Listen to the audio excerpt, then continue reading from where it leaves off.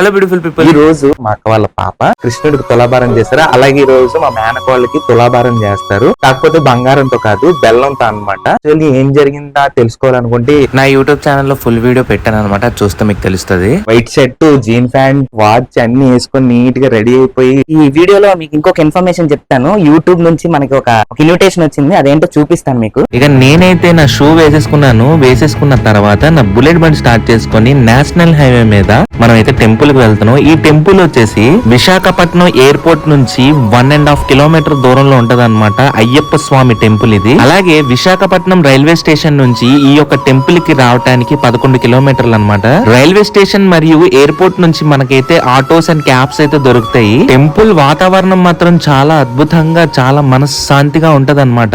మా అమ్మగారు ప్రతి బుధవారం అయితే ఈ యొక్క అయ్యప్ప స్వామి టెంపుల్ కి వస్తా ఉంటారన్నమాట తరచుగా. ఇప్పుడు ఈ యొక్క టెంపుల్ లో తులాభారం చేయబోతున్నాం మా మేనకోడలికి.